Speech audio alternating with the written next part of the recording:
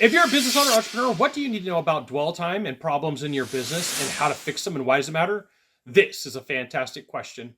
I'm Scott Sylvan coming to you live from Consulting Secrets on a perfect day to talk about sales and business and a fantastic day to talk about you. For a long time, I was a corporate sales trainer and all I did was work with salespeople. And then I transitioned into consulting, and there's something very similar between the two.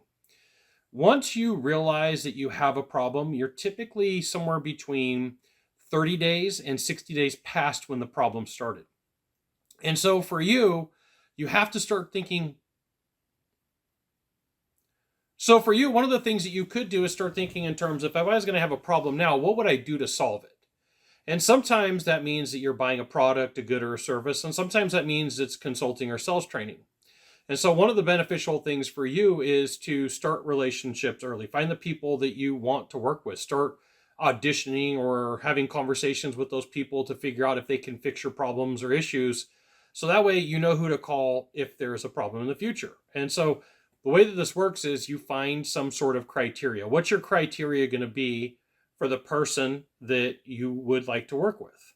Now, everybody's got different reasons and different values in mind when it comes to hiring or outsourcing.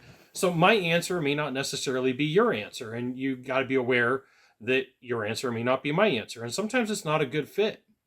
But one of the challenges that I see is people wait too long to open up one of those conversations.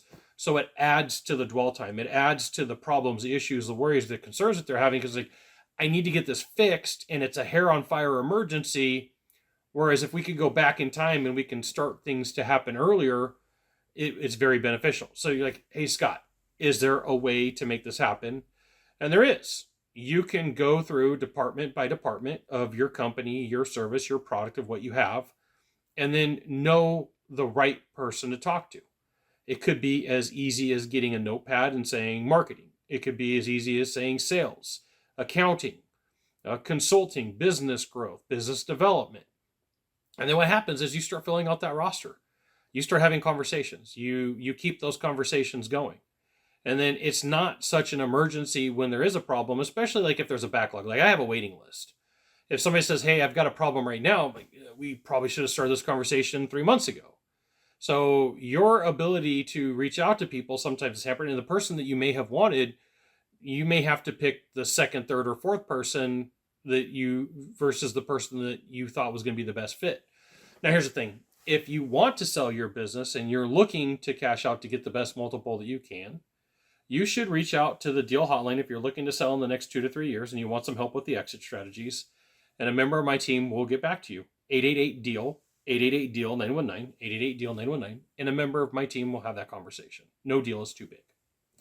So as you're sitting here thinking, like, hey, I've got problems in my business, like what are the reasons you would work with somebody? And then what are the reasons you wouldn't? So this is going to come down to your beliefs, your morals, what you want to do, your criteria. So one of the things that I help entrepreneurs do is acquisition criteria. What's the criteria of a company that you want to sell? What's the acquisition criteria of who you want to sell to? It's very similar. It's the same amount of work. It's the same amount of conversation. And it doesn't have to be hard. You can write down your criteria, figure out what it is, and then start calling people, emailing them, asking for information. What would it take? What does it look like to work together? You know, what's the time from saying yes to authorizing or signing an agreement to moving forward? You can give them situations.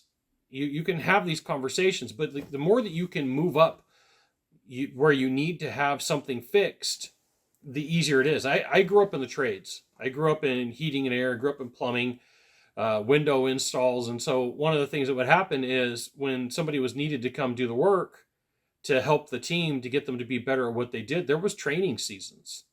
There was times where you could get training in and get it done. And then there was time where you had to get the work done.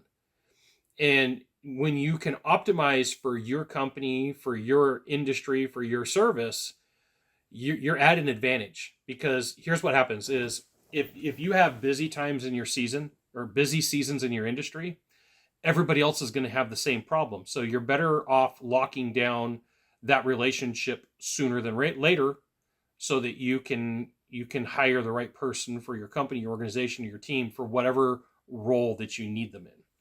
You got one of three things to do from here. Just one of three. Find the subscribe button, click on it. Every time I send out a video, you'll get an update. 2, hit follow. 3, you know what you got to do. Share this video with a friend. We'll see you soon. Thanks for watching.